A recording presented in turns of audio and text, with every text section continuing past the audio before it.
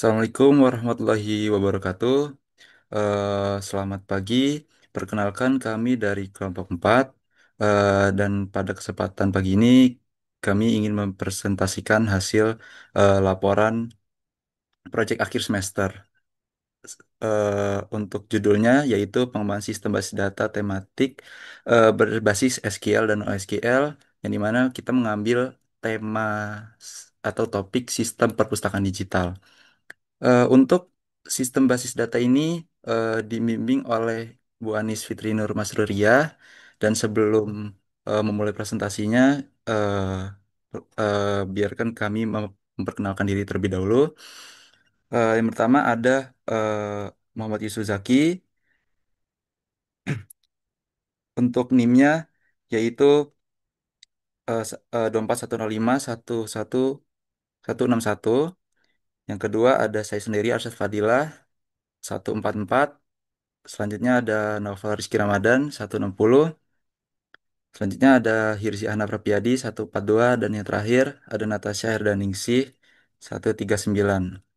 Oke, untuk pembahasannya boleh langsung Natasha, silakan mulai. Ya, dari bab satu pendahuluan 1.1 latar belakang. Perkembangan teknologi informasi yang pesat telah mengubah paradigma perpustakaan tradisional menuju digitalisasi layanan. Perpustakaan modern menghadapi tantangan dalam mengelola volume data yang semakin besar dan beragam, mulai dari koleksi buku digital, metadata kompleks hingga aktivitas pengguna yang dinamis. Sistem perpustakaan konvensional yang hanya mengandalkan database relasional seringkali mengalami keterbatasan dalam hal fleksibilitas, penyimpanan data semi terstruktur, dan skalabilitas untuk mengakomodasi pertumbuhan pengguna yang eksponensial.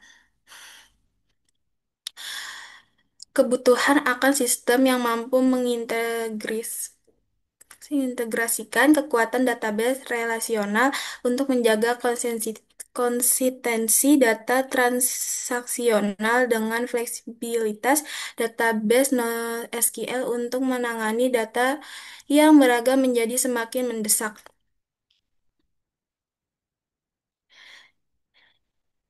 Sini.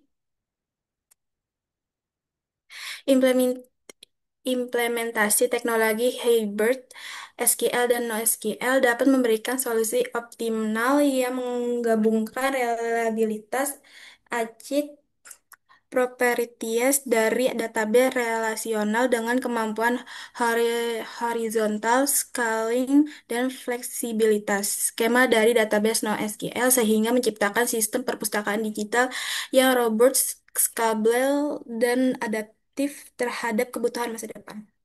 1.2 tujuan. Satu itu menciptakan platform manajemen perpustakaan digital yang efisien dan user-friendly.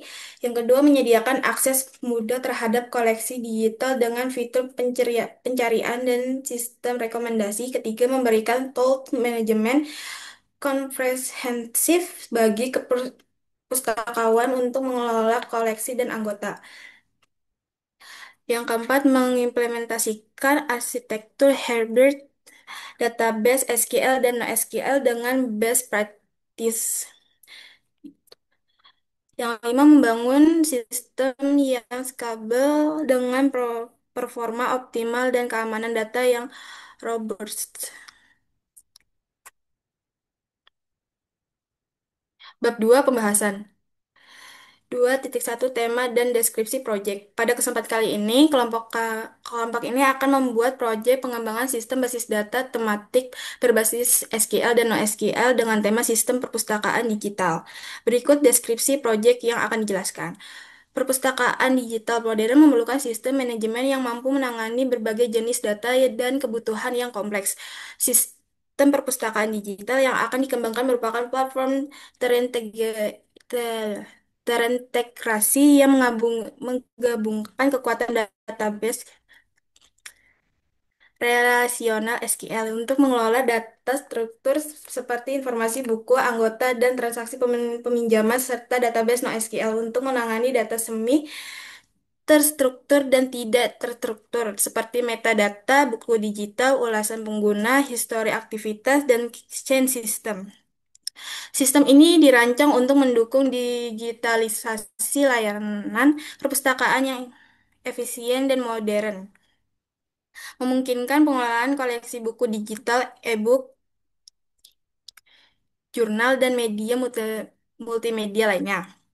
Platform Platform ini menyediakan ekosistem perpustakaan digital yang mencakup sistem peminjaman online dengan tracking real-time, manajemen reservasi buku dengan approval, workflow, sistem denda otomatis yang terintegrasi dengan penghitungan 5.000 per hari keterlambatan serta dashboard administratif multilevel untuk pustakawan dengan hierarki peran yang jelas dengan mengimplementasikan teknologi SQL untuk menjamin konsistensi dan integritas data transaksional. Sistem ini mampu menangani beban kerja operasional perpustakaan dengan volume tinggi sambil mempertahankan performa optimal melalui indeks strategis dan optimasi query yang memungkinkan skalabilitas sistem untuk mendukung pertumbuhan koleksi dan anggota perpustakaan di masa depan.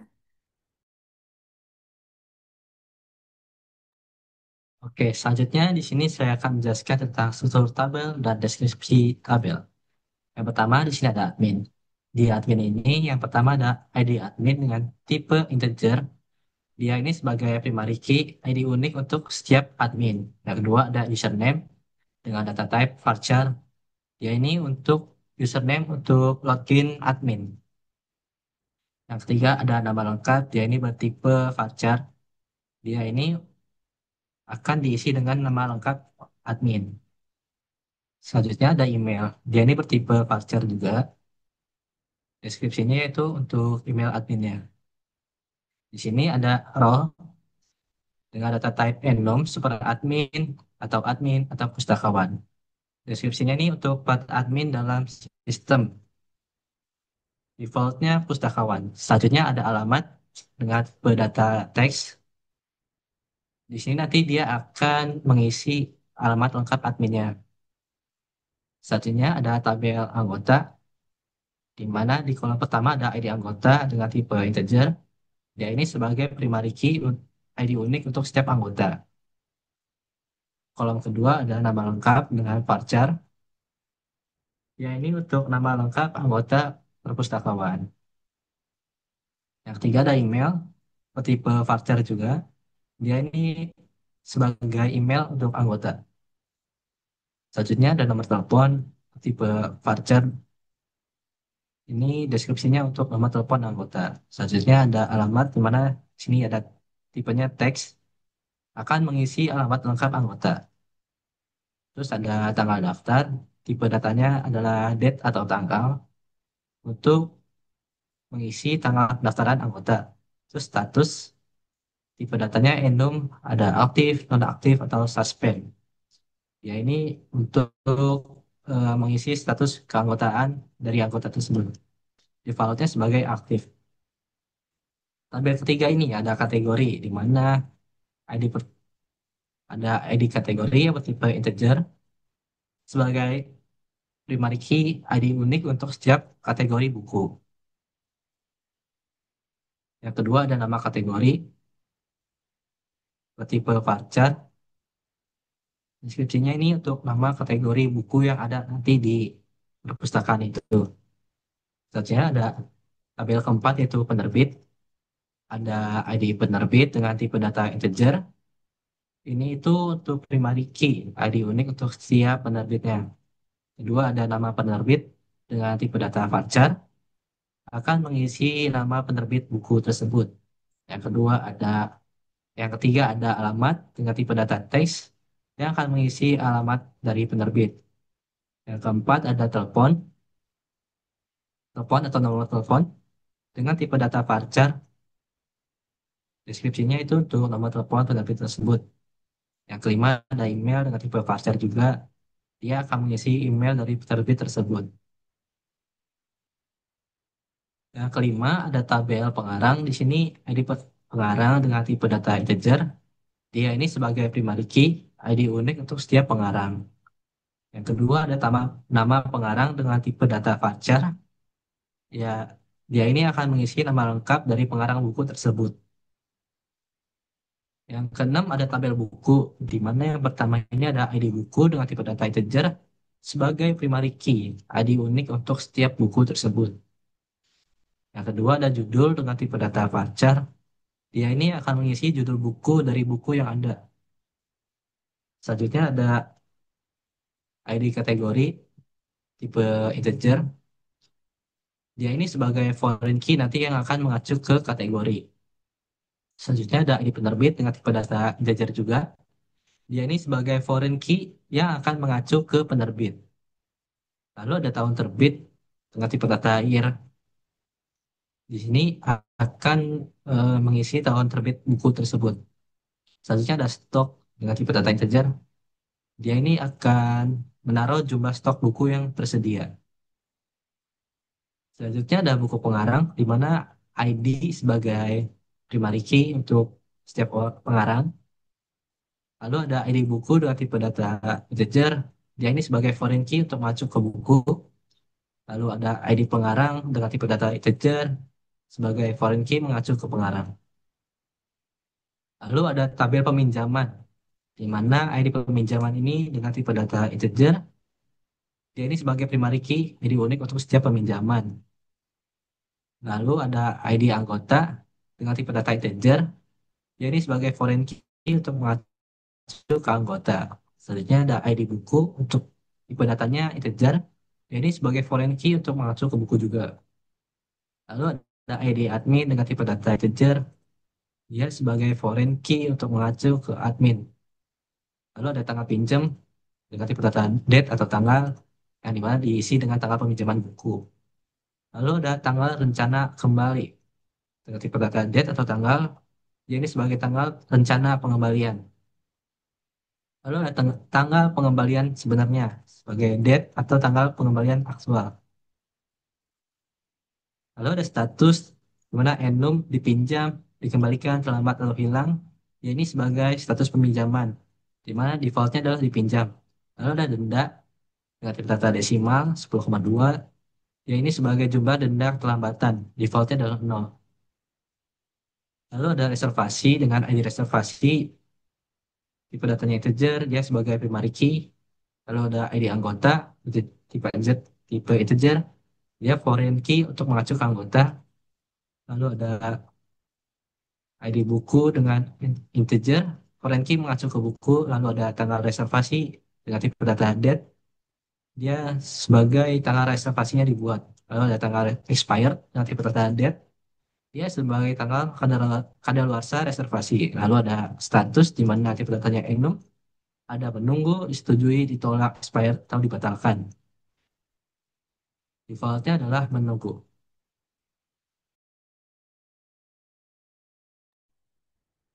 Ya, oke. Selanjutnya bisa di ini nggak ke atasin dulu bentar. Nah, oke. Selanjutnya yaitu penjelasan implementasi fungsi. Nah, di sini pertama fungsi untuk menghitung denda keterlambatan. Jadi di sini kita menggunakan dua parameter, yaitu tanggal rencana kembali untuk tipenya dan date atau tanggal. Yang kedua itu tanggal pengembalian sebenarnya. Nah, di sini itu eh, kita menggunakan mendeklarasi tiga variabel yaitu hari terlambat, terus denda per harinya, total denda. Nah, di sini logika perhitungannya untuk selisihnya itu kita menggunakan date if untuk fungsinya. Jadi perhitungannya itu total denda sama dengan hari terlambat dikali denda per harinya. Nah, ini di sini denda per harinya itu goceng atau 5.000. Jika tidak terlambat ya maka defaultnya nol. Oke, selanjutnya store prosedur untuk update denda pada tabel peminjaman. Nah, di sini itu untuk memperbarui data peminjaman atau termasuk denda yang jika terlambat. terus menghitung denda yang menggunakan fungsi hitung denda yang tadi sebelumnya sudah dibuat kan, lalu mengupdate status peminjaman dan menampilkan ringkasan hasilnya. Jadi untuk deklarasi variabelnya itu ada eh, tanggal rencana, denda, dan status pengembalian. Nah, di sini memanggil fungsi hitung denda yang tadi sudah dibuat untuk menghitung dendanya berapa. Nah, di sini untuk perhitungannya, jika denda itu sama dengan nol, lalu status yang dikembalikannya itu pasti tepat waktu. Dan jika ada denda, misalnya denda ya berapa gitu, terus statusnya itu dikembalikan terlambat.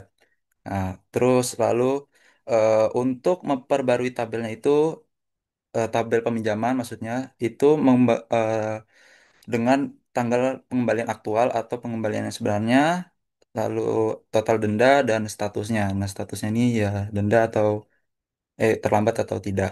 Selanjutnya, selanjutnya yang tadi yang sekarang trigger untuk otomatis menghitung denda saat update tanggal pengembalian. Nah, di sini eh, menggunakan delimiter yang sementara untuk membaca seluruh blok triggernya. Lalu yang untuk sebelum update-nya itu triggernya dijalankan. Nah, di sini untuk pengembalian yang sebenarnya itu boleh diturunin lagi.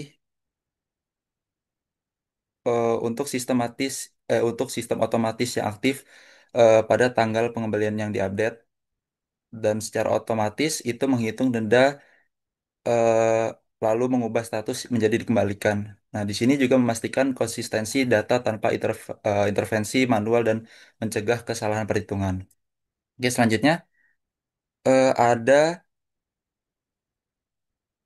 view untuk menampilkan laporan denda. Nah, di sini itu laporan konversi status denda ini eh, untuk seluruh peminjaman yang di mana menggabungkan data peminjaman, buku dan tanggal. Lalu ini tuh menghitung denda real time untuk buku yang belum dikembalikan dan memonitoring potensi denda yang terus bertambah setiap harinya. Lalu selanjutnya yang terakhir penggunaan SQL Query nah, di sini adalah gambar query-nya. Nah, query ini menampilkan daftar peminjaman dan jika bukunya itu belum dikembalikan, terus kolom tanggal kembali akan menampilkan masih dipinjam, bukan kosong ya, masih dipinjam. Oke, selanjutnya boleh dilanjutkan. Oke, selanjutnya ada contoh query SQL. Yang pertama, dia ini akan menampilkan semua buku dengan kategori dan penerbit, di mana dia ini akan menampilkan daftar semua buku beserta informasi kategori dan penerbitnya menggunakan left join agar buku tetap ditampilkan meskipun tidak memiliki kategori atau penerbit yang terdaftar. Yang kedua, dia ini akan menampilkan buku dengan pengarangnya, di mana eh, menggunakan select agar menampilkan buku beserta nama pengarangnya, menggunakan tabel perantara buku pengarang untuk menangani relasi many to many antara buku dan pengarang. Satu buku bisa memiliki beberapa pengarang. Yang ketiga ada menampilkan semua peminjaman aktif atau belum dikembalikan. Nanti ini akan menampilkan daftar peminjaman yang masih aktif dalam kurung statusnya masih dipinjam, termasuk menghitung beberapa hari keterlambatan menggunakan fungsi deadlift dengan membandingkan tanggal sekarang dengan tanggal rencana pengembalian. Saya akan menjelaskan mengenai implementasi NoSQL menggunakan MongoDB dalam sistem perpustakaan digital kami. Langsung saja pada bagian implementasi kasus penyimpanan log aktivitas user.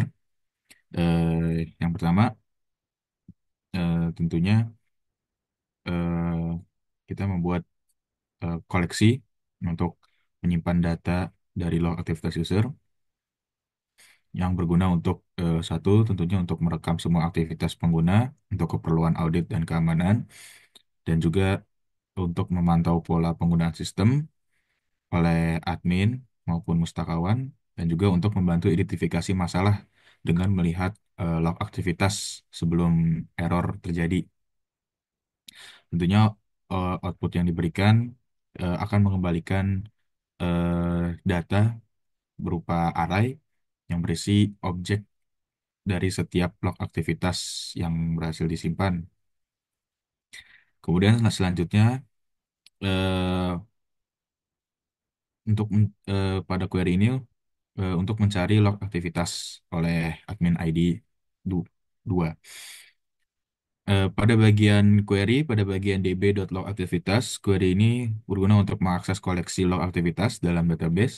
Kemudian .find itu merupakan metode untuk mencari atau mengambil dokumen dari koleksi. Nah, di dalamnya itu ada ID user 2, itu merupakan semacam filter untuk mencari semua dokumen yang memiliki field ID user dengan nilai 2. Nah, sehingga kegunaannya untuk melihat riwayat aktivitas oleh admin dengan ID 2 dan juga dapat melakukan evaluasi dari pola kegiatan, pola aktivitas user tertentu dan juga dapat eh, melacak jejak aktivitas untuk keperluan audit. Dan juga outputnya ini, query ini mengembalikan output berupa dokumen objek yang berisi semua aktivitas yang dilakukan oleh admin dengan ID user, pada kasus ini dengan ID user 2, termasuk dengan timestamp kapan aktivitas tersebut dilakukan. Selanjutnya, ke bawah. Em, Query ini untuk melakukan penghitungan jumlah aktivitas pustakawan. Pada bagian ini ada db.log aktivitas. Ini sama untuk mengakses koleksi log aktivitas dalam database. Kemudian ada metode count documents, merupakan metode untuk menghitung jumlah dokumen yang sesuai dengan kriteria. Pada kasus ini, kriterianya adalah dengan data yang memiliki field role pustakawan. Sehingga eh, metode ini akan menghitung hanya dokumen yang memiliki field role dengan nilai pustakawan. Kegunaannya untuk mengukur tingkat aktivitas dan engagement pustakawan dan juga untuk reporting, untuk membuat laporan aktivitas operasional untuk evaluasi. Jadi output dari query ini mengembalikan angka yang menunjukkan total dari jumlah aktivitas yang dilakukan oleh user dengan role pustakawan. Selanjutnya akan dilanjutkan oleh teman saya. Untuk bagian selanjutnya ada dokumentasi tentang penggunaan penguncian tabel, TCL, dan indeks. Penguncian tabel digabung dengan TCL. Nah, untuk transaksi yang sensitif seperti proses peminjaman buku, sangat penting untuk memastikan integritas data. Misalnya, jangan sampai dua pustakawan meminjam satu buku terakhir yang sama secara bersamaan atau yang disebut dengan loss condition. Di sini dibuat prosedur bernama proses peminjaman yang menggabungkan eh, TCL untuk memastikan semua langkah berhasil atau tidak sama sekali. Nah, untuk penguncian tabelnya, untuk penguncian baris, untuk mengunci baris data buku yang akan dipinjam, sehingga transaksi lain harus menunggu hingga transaksi saat ini selesai. Ini mencegah race condition tanpa harus mengunci seluruh tabel. Bisa tolong di zoom.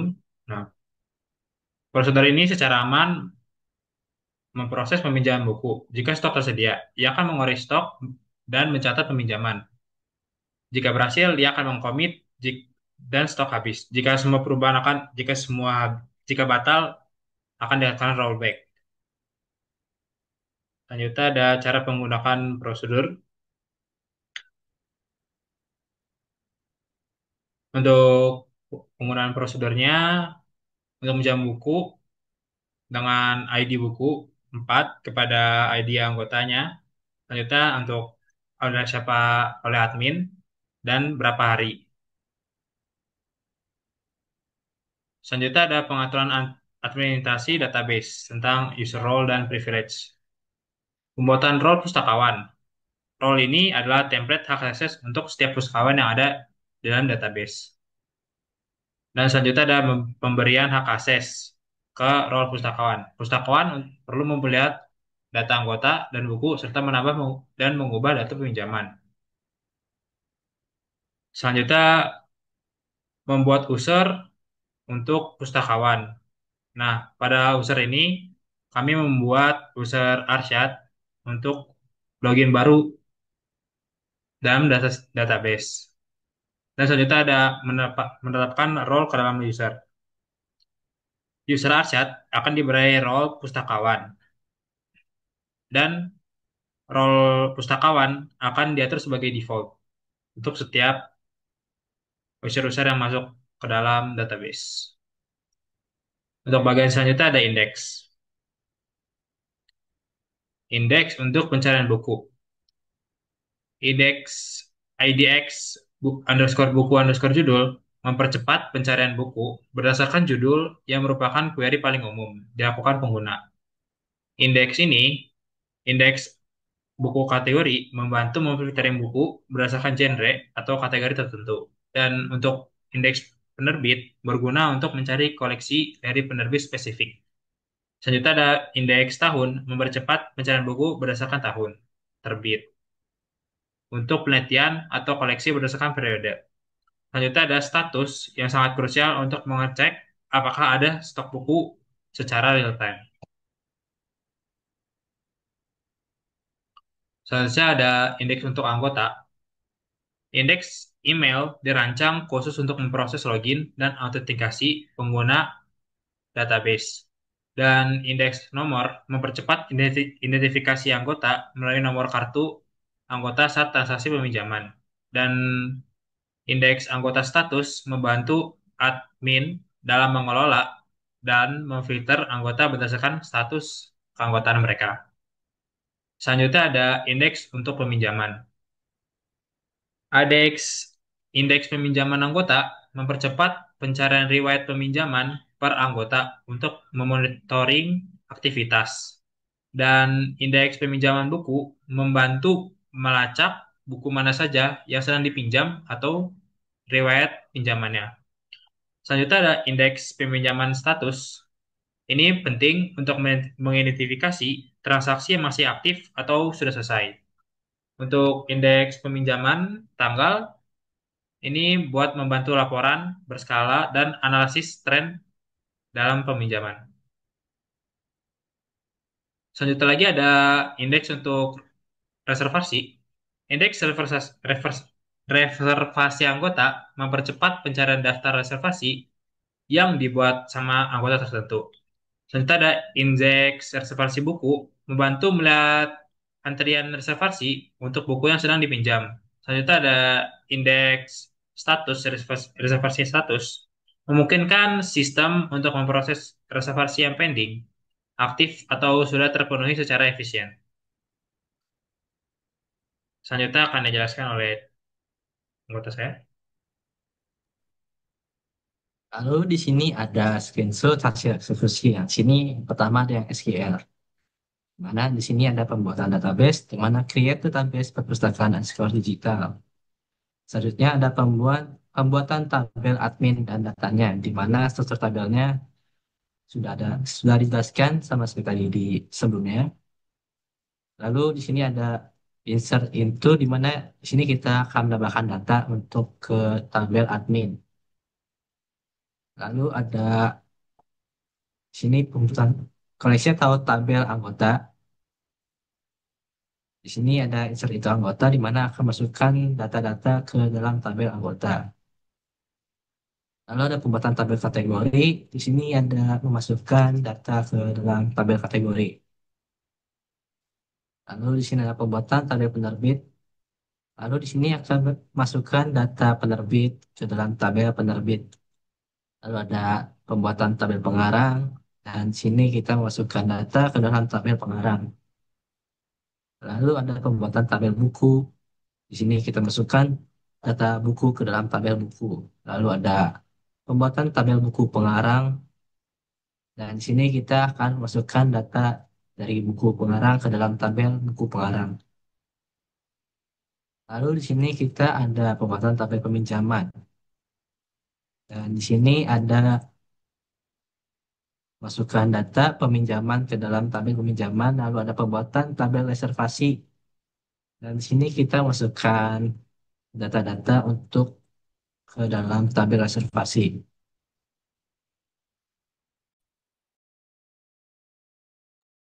Nah, selanjutnya untuk screenshot dari query NoSQL.